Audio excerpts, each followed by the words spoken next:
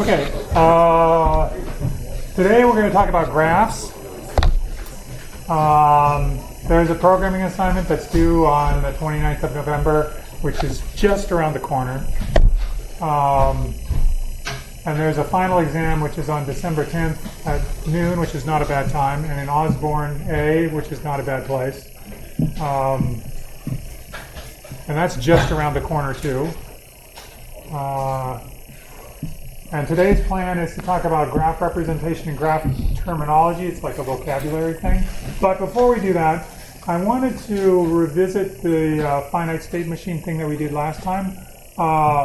You remember this was the thing that was doing division for us. We were finding about divisibility of a number like 736. I'm changing from green.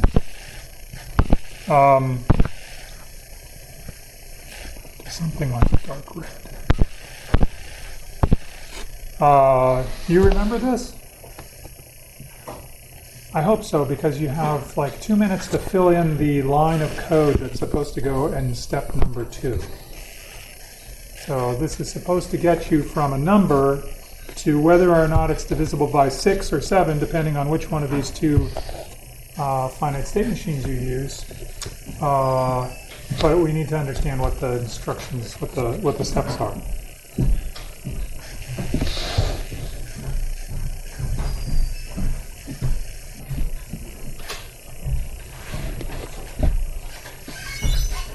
How many people are terribly, terribly confused by this question? Okay. Did we see these graphs last time? Okay. Good. So they are a mechanism for deciding divisibility. It's a simple mechanism, simple to follow, if you know what rule number 2 is.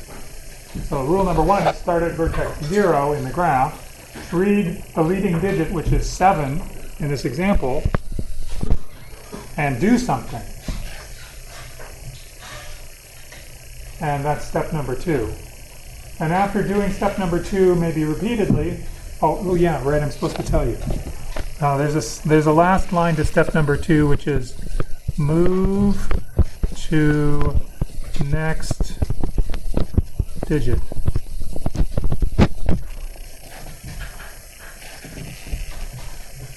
So there's a loop that's in there in step number 2. But anyway, the line that you're supposed to write above the move to next digit is the line that's going to make this all work in order to tell you whether or not the number is divisible by 6 or 7, depending on which finite state machine you use. Does that help a little bit? Okay, I'll give you 2 minutes, maybe a minute and a half, and then I'll ask what this line is. And you can talk to each other and you can, whatever you'd like. Oh, and I was going to give you some terminology too, sorry.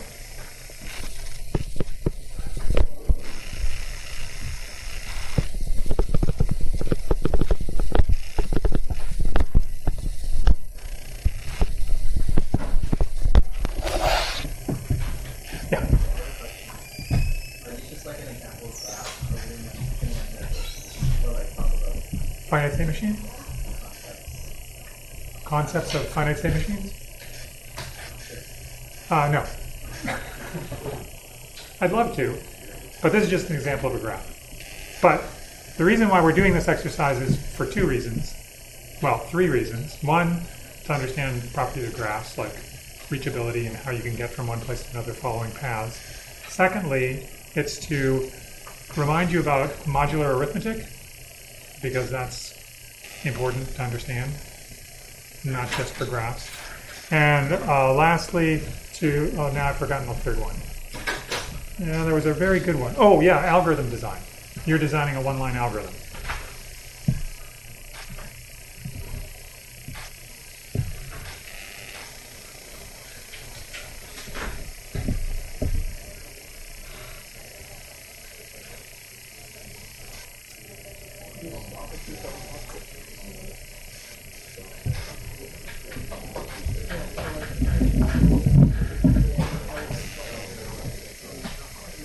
Follow arrow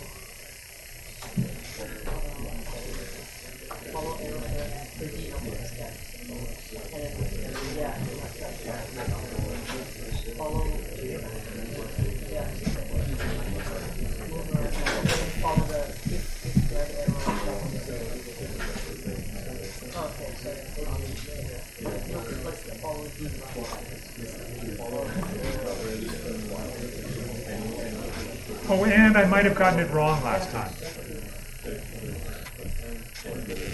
That's a fourth reason. Maybe. Yeah. Oh, you're done? Oh. Sure, if you'd like. Sure. Yeah.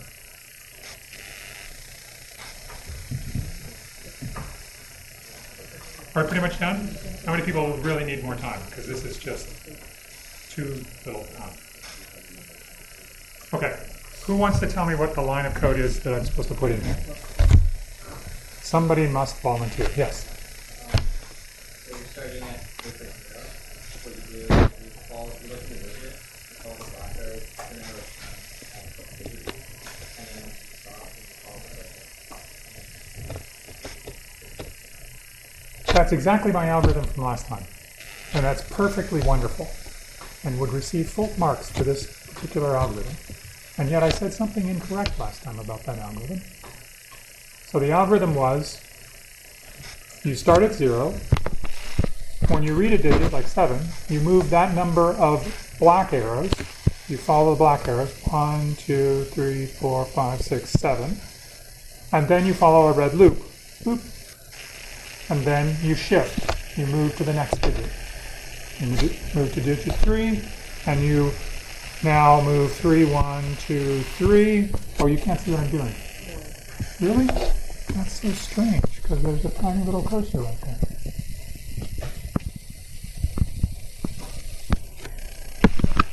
I got lost. So then you move 3. 1, 2, 3. And then you follow the red edge to 2. And then you 6. And you repeat. You do this. And again. And the claim that I made last time was that at the end of this process, you will be at the vertex that is this number, 736 mod 7. That statement is not correct. Yes.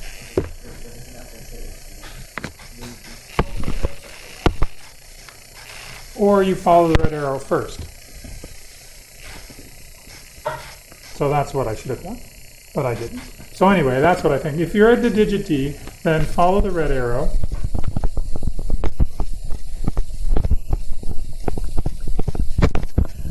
And then D black arrows. And they're arrows, so you only have one choice in direction because it's a directed graph.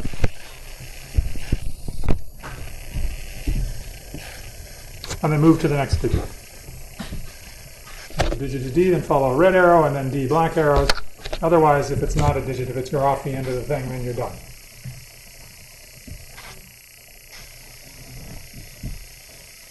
Okay, so for everybody that was sorry. You have a question?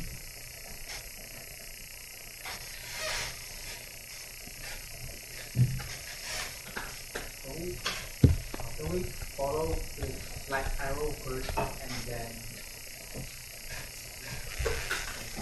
You start at 0, and you follow the red arrow, and then you follow the black arrows. Suppose that the number was just the number 3. You start at the 0, which is right here. You would follow the red arrow, which would bring you back to here.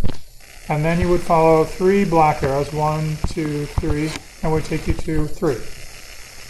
And then you would check the next digit, but there is no next digit, and so you're done. And 3 happens to be 3 mod 7. However, if I'd followed the red arrow at the end, then I would be at 2. And 2 is not 3 mod 7. So, I think I get what the red arrow is. Like that number multiplies that mod. that's correct. So now I have a question for you. Suppose that instead of writing down the number in decimal, I, like the good computer scientist that I am, wrote down the number in binary. What would change if I wanted to do the same thing, divisibility by 7, let's say, but instead of with decimal numbers, I wanted to do with binary numbers? 0, 1, 0, 0, 1, 1, 0, 1, 0, 1, 1, 1, 0. Is that divisible by 7? Who knows? No, I'm not that quick. In fact, I'm very slow. But anyway, I want to make a machine for that. What would change? What about the machine would change? And what about the algorithm would change?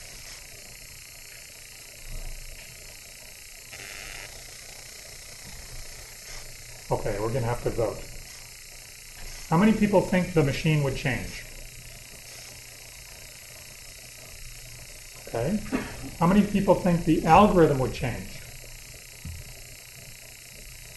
Okay. For those of you who think the machine would change, how would you change the machine? Yeah. You can change the red arrow, so it will map one number to 2 times that number mod the modulo will working. Yes, when we change the base, like here we're base 2, from base 10, we now create red arrows. The red edges would go from x to 2 times x mod 7, let's say. So that would be the modification of the mechanism, the graph. What about the algorithm would change?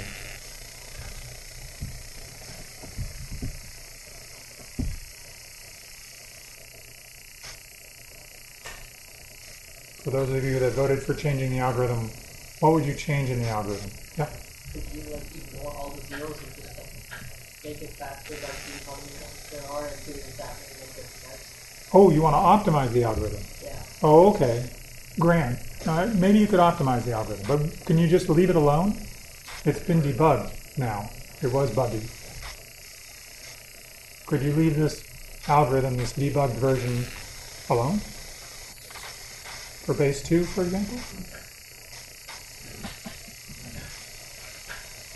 How many people say yes, leave it alone? How many people say no, don't leave it alone? And everyone else is undecided. Do you want to try one? Like write something down in binary like 7 and see if it works. Might be a good idea. But you don't have to do it. I can just tell you the answer. Yeah. No, you can just leave the algorithm alone. The algorithm, this is the algorithm. And this is the structure. The graph is the structure. And we've decided that we should change the graph. The graph should change because the effect of doing base 2 versus base 10 is that we have to look, when we shift to considering the next digit, we have to now multiply by 2 rather than 10. So the red edges, which are these kind of multiplier guys, they go from 10 times x mod 7 to 2 times x mod 7. Well, I claim we don't have to do anything for the algorithm. The algorithm is perfectly fine. You're either just going to have a 0 digit or you're going to have a 1 digit, so it's going to be a lot simpler algorithm, so maybe you could optimize it. You're probably right. But it's the same deal. Just have to march around a number of digits on the black edges, and then after doing your red loop. Okay, so this was a sort of a warm-up for thinking about graphs and thinking about traversals of graphs, walking around in graphs. So that's what we're going to talk about today is graphs. Here's another graph. It's the graph of the Greek gods. If you zoom in, you can find your favorite Greek god. Like, for example, Ares, or Athena, or Zeus, or any of the other gazillion heroes and demigods and blah, blah, blah. Anyway, it looks like a tree, except that it's not, which is a little weird. But there are paths in here. Let's see if we can find one.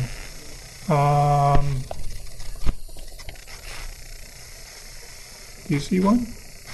Oh, I see one. You go down here and around here and over here and over here. Over here you get to that person who is also from here to here to here to here to there to there to there. Sort of like regular human ancestral trees. There's connections that happen again and again. So it's not a tree because it's got cycles in it. It's got these two paths that can get you from one to the other, one node to the other node. But the reason I'm showing you this is not because it's a great example of graphs that have cycles or graphs that are tree-like or anything like that. First of all, I'm doing it because it's kind of interesting to see the Greek gods laid out this way, but it's also so that you know about where this came from. This came from a researcher who works in the area of graph drawing, which is an area in which you're trying to show people information, in this case the relationships between Greek gods.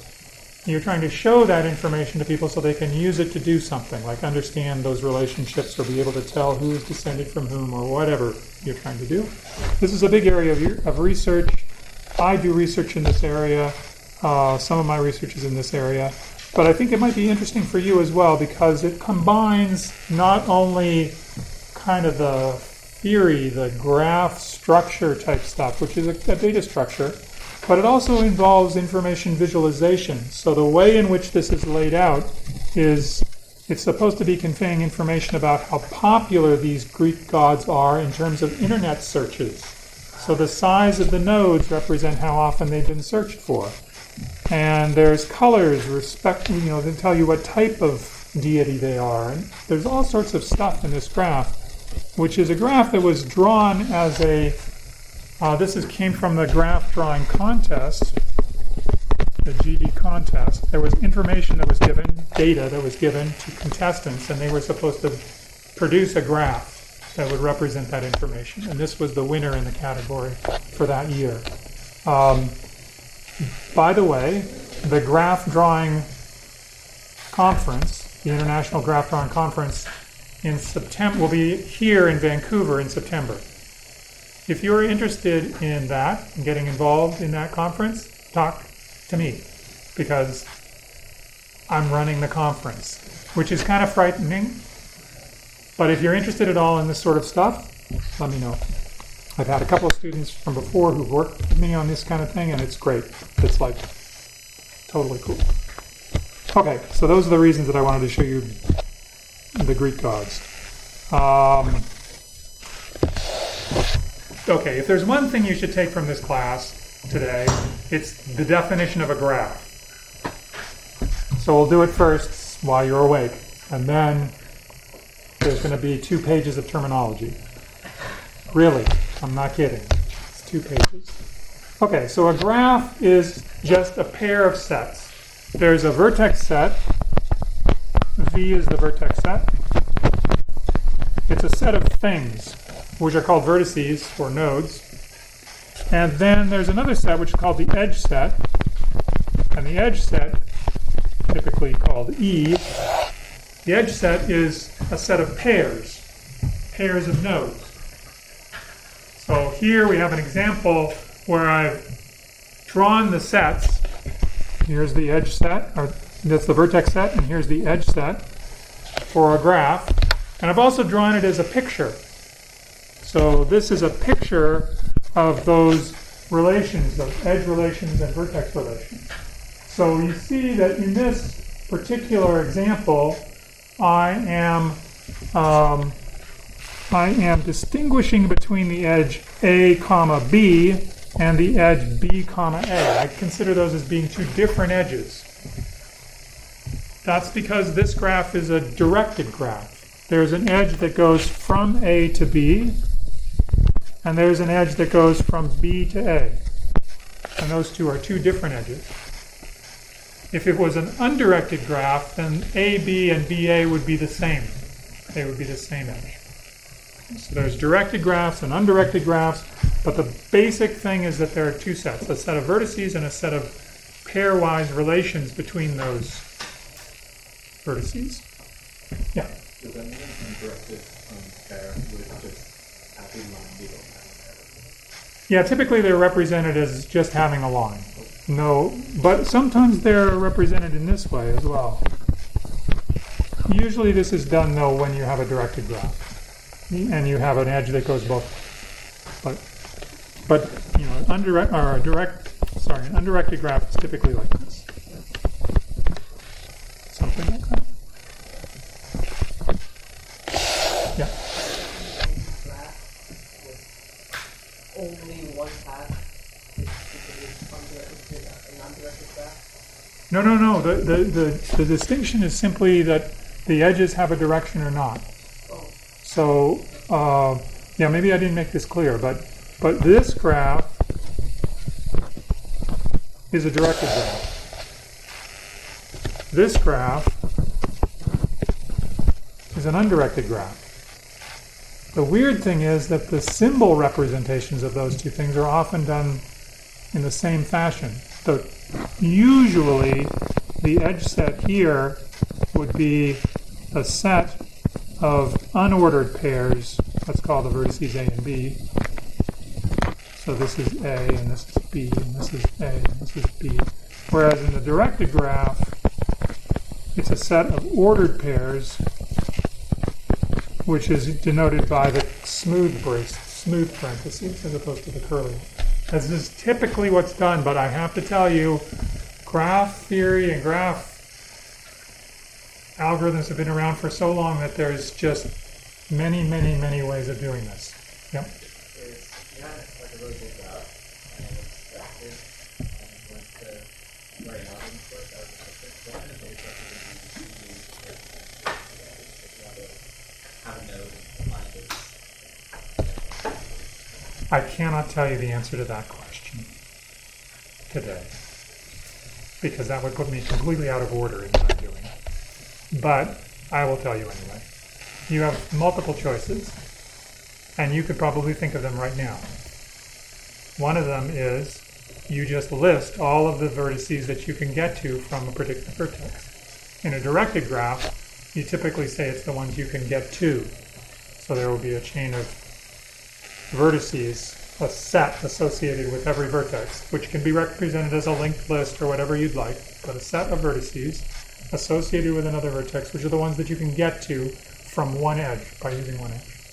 This is called the adjacency list representation. There's another way, which is you could represent it as a matrix of zeros and ones, where there's a 1 in the matrix if row I, representing vertex I, and column J, representing vertex J, are connected. And you could imagine making that directed by having it mean that I's have to be on the row side and the J's have to be on the columns. And you only put a 1 in IJ if it's a directed edge from I to J. And you don't put 1 in J. That's 2 rows. Yep. This graph where like a subset of x's is directed and like the other part is undirected. Yeah, these are called mixed graphs. But you can also always sort of simulate a mixed graph by making it be a directed graph and putting more edges in. Because you can make an undirected edge be 2 directed edges.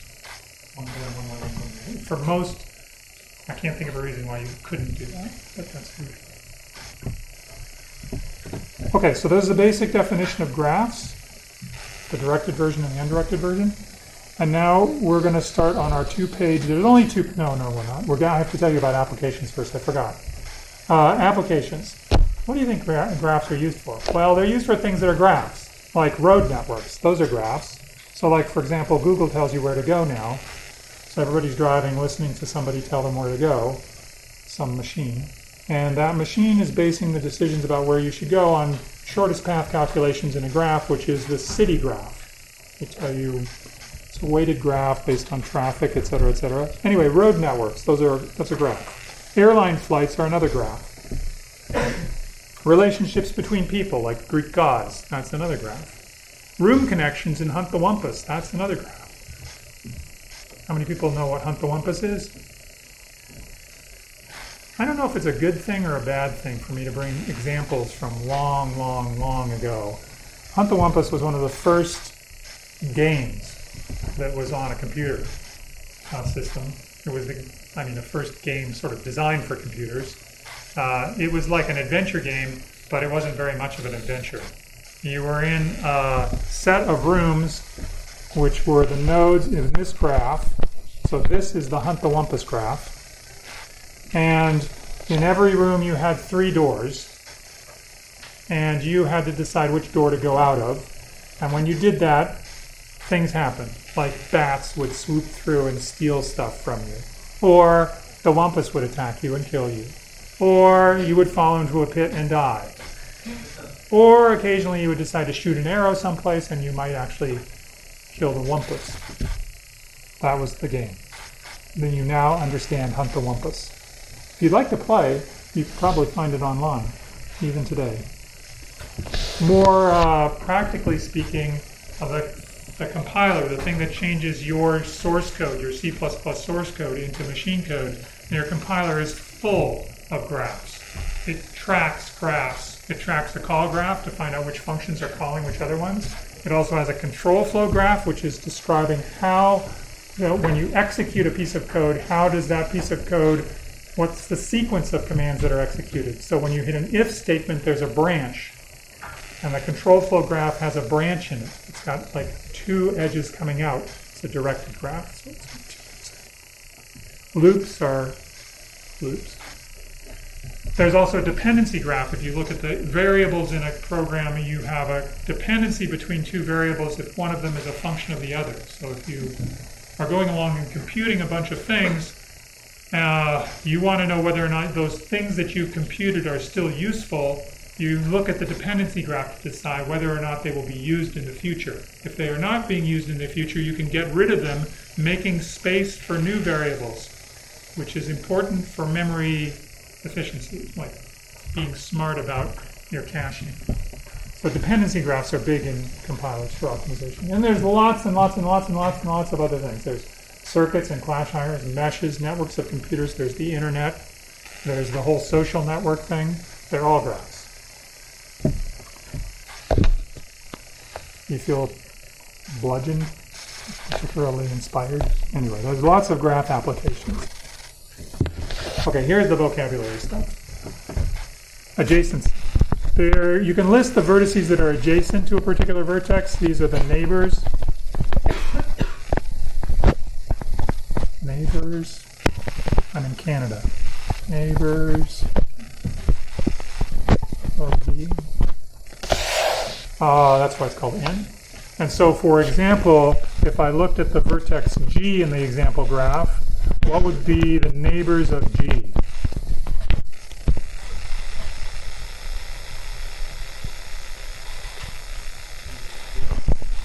E and F. I know it takes a while to find G. What are the edges incident to a vertex? Those are the edges which, if I look at the edge, that vertex is one of the members of the edge. So like if I wanted to look at the incident edges to the vertex, let's say something easy like 6. The incident edges to 6 are 6 and 7, 6 and 4, 6 and 8. Has 3 incident edges. And its degree is the number of incident edges. So the degree of the vertex 6, well, let's do something else for that. Let's see. What's the degree of the vertex L?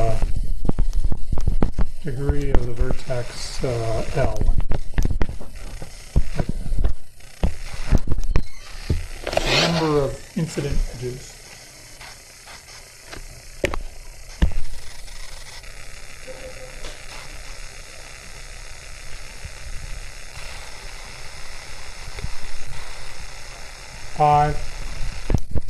Everybody can count. Yeah. Okay.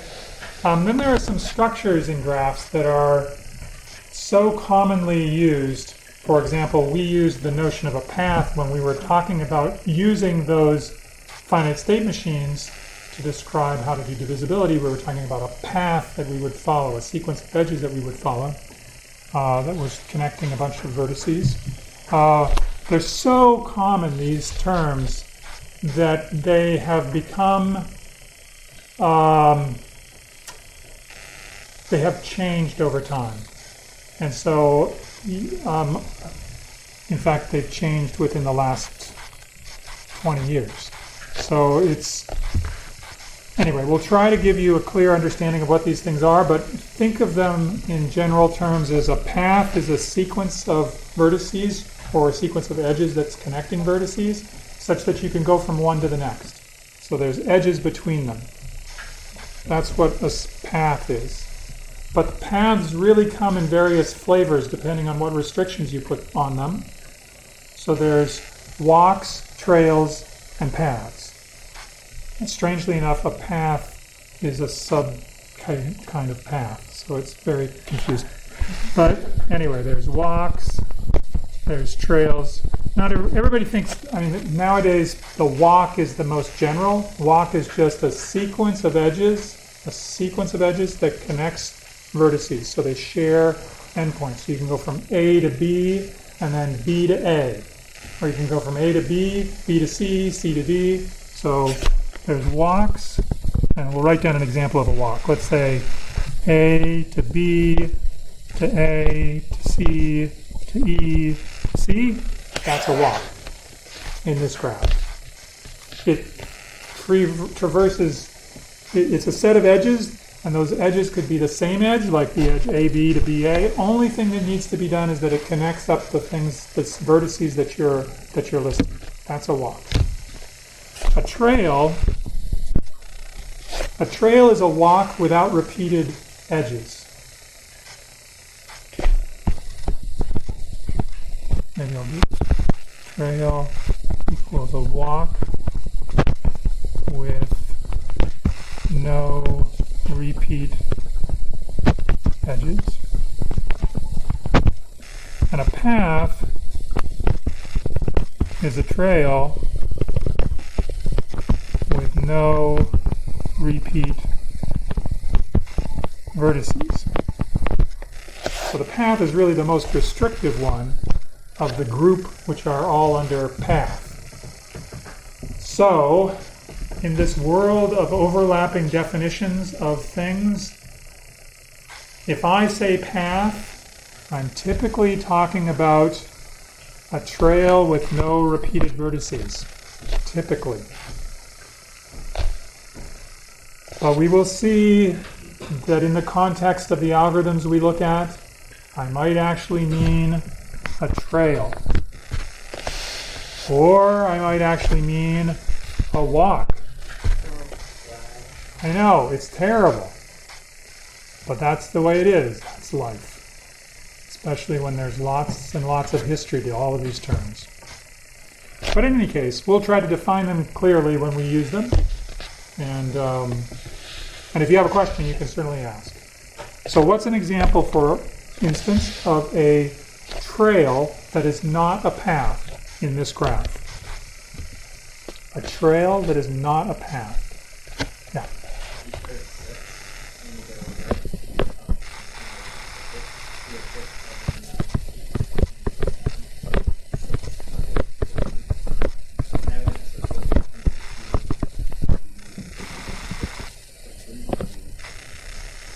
That's right. So this is a trail.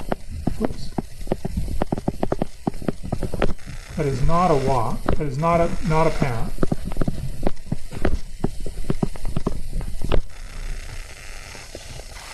Because we repeated the vertex 6.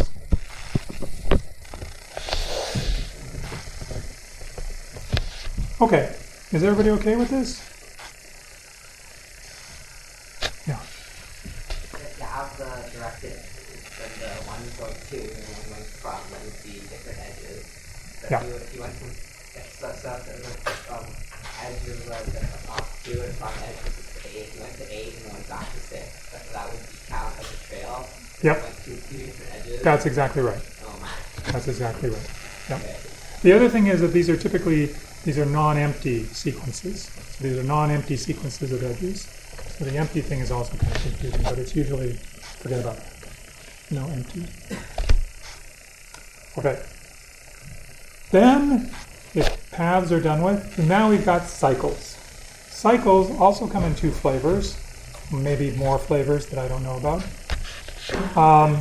Typically, again, the most restricted version of cycle is a cycle. Like the most restricted version of a path is a path. And the looser version of a cycle is just called a circuit. A circuit is a trail with the same first and last vertex. So it comes back to itself, to its starting spot. So for example, a circuit, it has to be a trail, like for example, this example that you have 6, 7, 9, 8, 6, that's a circuit, but so is, oh, I can't get back now. Oh, I'm stuck. Somebody tell me a circuit. No, let me tell you what a cycle is. Then we can do what is a circuit but not a cycle. A cycle is a trail. Cycle is a path.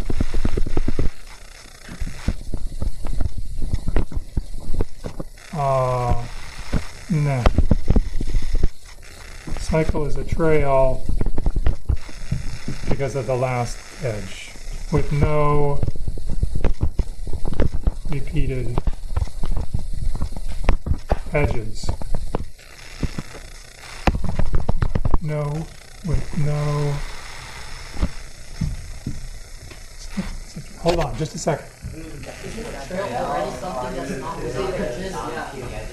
A trail is already something that doesn't have repeating edges, right? Right. So I want no repeated vertices, except for the last and the first. So does the trail right now? And the first and last are the same.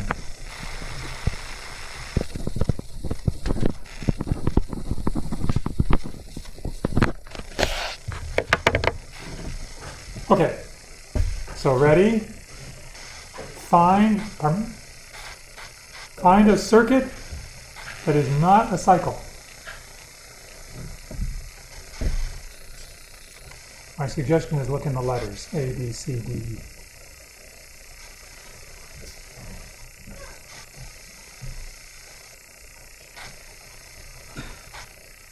Circuit that is not a cycle. Yeah.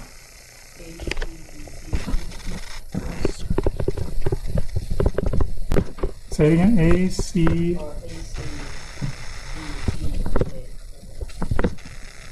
You can't go back over a DC edge. CD. So does that mean that going back is going In an undirected case, yeah. Okay. But if it was directed, then no. How about A, B, C, D, E, A, B, C, D. What do you want? go all the way around to E, then drop to D, down to E, then back to A. Okay. That's probably longer than needed. A, B, C, D, E, B, D, A. Yeah, that's a circuit. But it's not a cycle because we're repeating a vertex that we've seen before. And we can't do that except at the ends.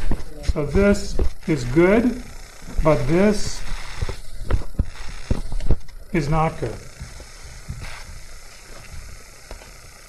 Okay, you got it? All right. There's we've been talking about so far been graphs in general. There's a restriction on graphs in which they have no self-loops or multi-edges. Those are called simple graphs. Mostly we'll be talking about simple graphs. So a self-loop looks like this if it's directed, and like this if it's undirected. It's the same thing, really. And it looks like this for a multi-edge if it's directed, and like this. That's a multi-edge, a directed multi-edge. And this is an undirected multi-edge, but this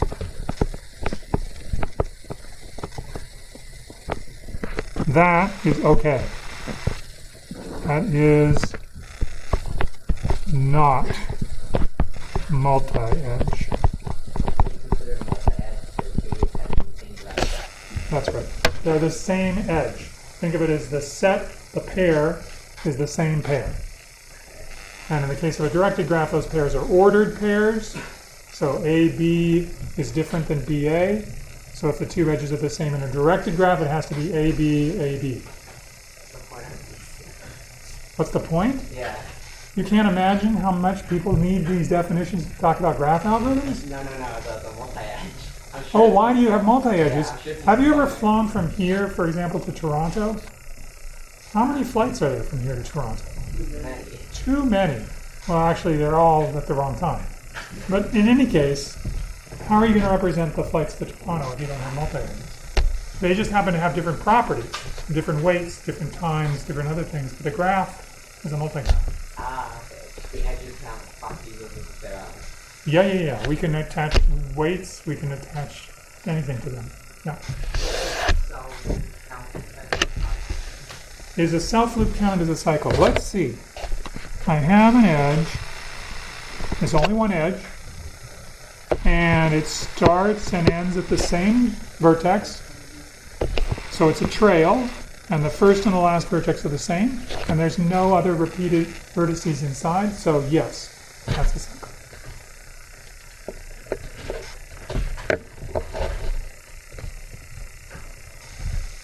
Yes.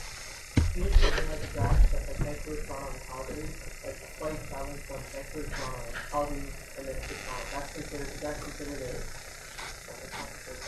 is that considered circuit because you're not using any type of something first and last one. You've just described it as always going from west to east. West east. So that is not a cycle because it's a directed graph. If you're talking about the direction only going from, flights are typically directed flights. Unless you're talking about, they're usually directed. Okay. So it would be, there occasionally self-loops happen, but you don't want to be on the plane when that happens. Any other questions? Okay, folks, that's page 1. Here's page 2. oh my god. You're thinking this is bad, but I'm telling you, this is like hundreds of years that people have been working on graphs. There's more terminology. Did I show you the planar graph? Yeah, that planar graph drawing, that drawing that I gave you with all the categories of planar graphs, that's all graph terminology. And I am suppressing the desire to tell you about all of that terminology and only giving you the bare minimum. So anyway, we'll do it quickly. Because then we get to do algorithms, and that's the best part. Okay, so what is a subgraph of a graph? Well, what do you think it is? It's part of the graph. But if you take out part of the graph, that means you're taking out a subset of the edges, of the vertices, and a subset of the edges, but the resulting thing has to be a graph, which means that if you have a pair UV in the subset of the edges, it has to be the case that U and V are both in the subset of the vertices that you pick. You can't, for example, make a subgraph in which you have A and B, and that's your vertex set, V prime, and your edge set is the edge AC. That is not allowed.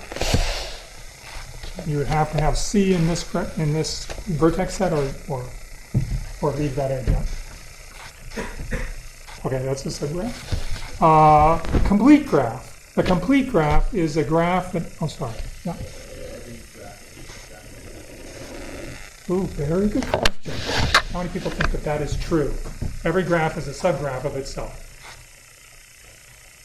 Excellent, excellent, excellent. What about the paradox?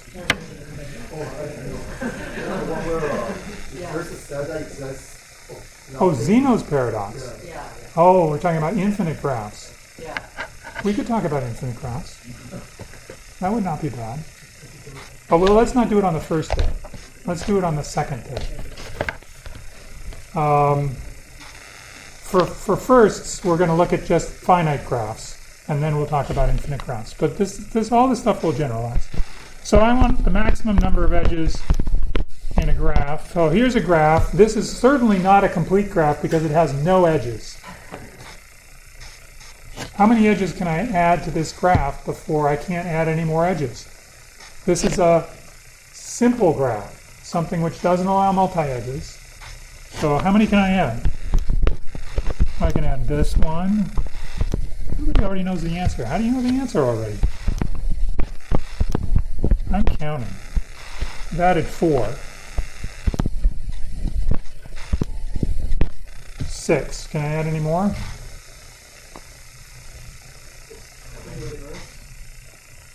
No, it's not directed. It's just a regular old. This is not a directed graph. It's just a graph. Am I done? I'm done. If I had n vertices instead of just 4, how many edges would my complete graph have? This one is n equals 4, and the answer is 6. What if I gave you n equals 5? The answer would be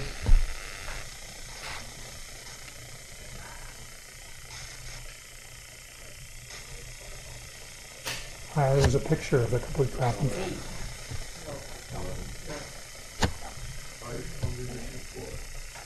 5 choose 4. Not 5 choose 4 because that's 5. But 5 choose something. It's 5 choose 2 for those that are knows what that means. But what it is the number of ways of picking 2 things out of a bucket that has n things in it. So I have n vertices, and every different way that I can pull 2 of them out, that's a different edge that I can create. How many ways do I have to pull 2 things out of a bucket of 5 things? Well, when I pull the first thing out, I got 5 ways to pull it out. There are 5 things in the bucket. I can pull one of them out. That's 5 different ways I can do it. The next time I pull it out, there's only 4. So I can pull it out in 4 different ways. So I have 5 times 4 different ways of pulling out pairs from the bucket. So there should be 20 edges, right?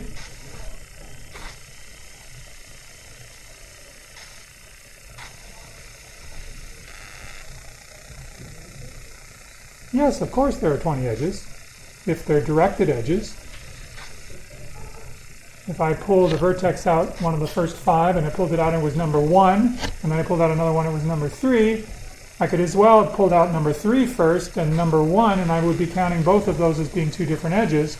Okay, I can do that, but we're talking about directed edges. I'm talking about undirected edges. For this, it's 20 divided by 2, which is 10. Or n choose 2. This is sometimes written n choose 2. Okay.